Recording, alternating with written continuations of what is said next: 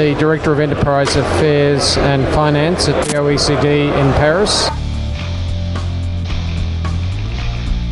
The OECD advises governments around the world on a whole range of issues: competition law, bribery and corruption, pensions, insurance. Prior to that, I was the chairman of ASIC for nearly 7 years.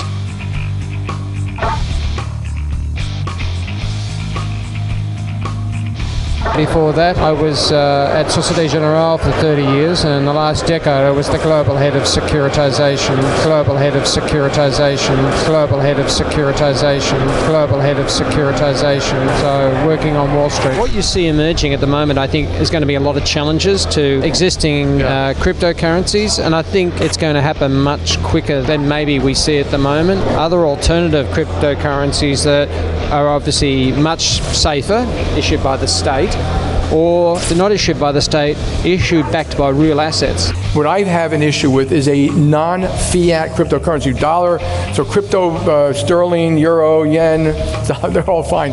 I don't personally understand the value of something that has no actual value. Fiat digital currencies will challenge existing crypto. Governments are going to crush it one day. Governments like to know where the money is, who has it, and what you're doing with it, in case you haven't noticed. And governments like to control their currency. Bitcoin is guaranteed by nothing. I'd rather take guaranteed by the state any day. I'd rather take guaranteed by the state any day.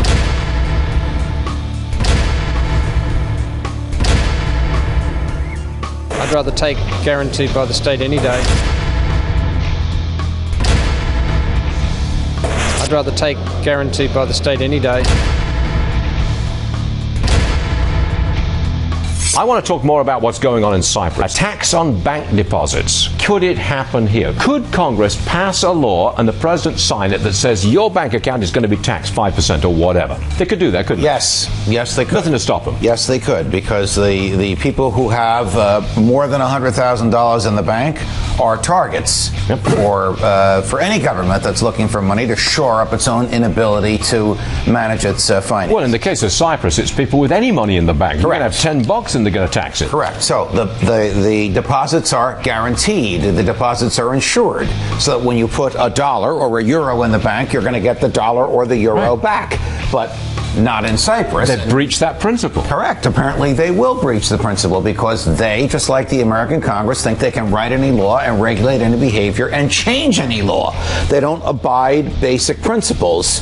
We promised you you'd get your money back. Oh, but we decided to change the promise because we couldn't manage the government. And the only way we can shore up our own inability to manage the government is to steal. Now the others with more than 100,000 euros of uninsured deposits, those that are not covered under EU guarantees, EU laws, would be taking a huge loss, very significant loss. And this will really hurt those with, of course, their life savings.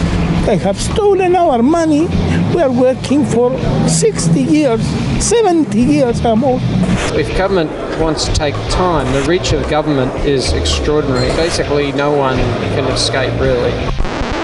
Basically, no one can escape, really. We can do this the easy way or the hard way. We'll just ban you. We'll just ban you. We'll just ban you. I'd rather buy dollar than Bitcoin. The only one problem that we have with anonymous digital currencies is there has to be some traceability for law enforcement, tax authorities, etc. If you want to buy them, you'll have to register as an individual with central authority or something like that, and then you can still transact anonymously between you and another party, and provided that other party is registered with a government agency, they can trace the money, right? You can still remain anonymous, but above you, big brother, big brother, big brother, big brother, big brother. If it's basically completely anonymous and tax authorities and law enforcement agencies can't trace it, that's a problem. Guess what? Actually, governments can identify every computer that cryptocurrencies operate on, can't they? I wouldn't know. Governments have the ability to shut them down.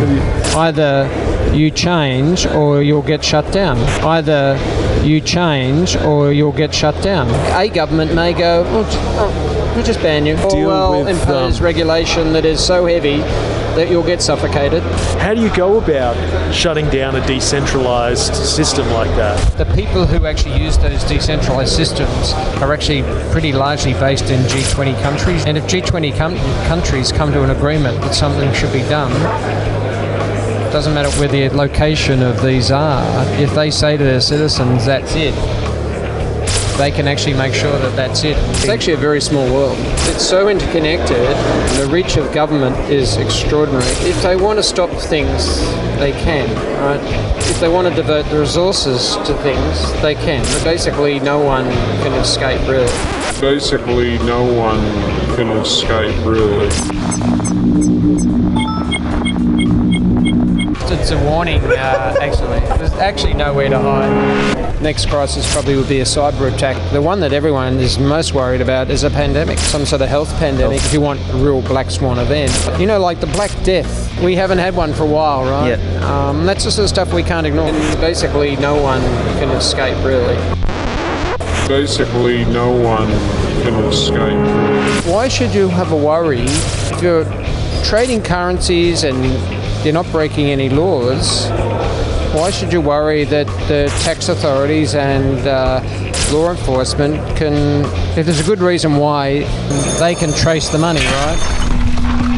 And basically no one can escape, really. Basically, no one can escape, really. I'd rather buy dollar than Bitcoin. I'd rather buy dollar than Bitcoin. I'd rather buy dollar than Bitcoin. I'd rather buy dollar than Bitcoin. I'd rather buy dollar than Bitcoin. I'd rather buy dollar than Bitcoin. I'd rather buy dollar than Bitcoin.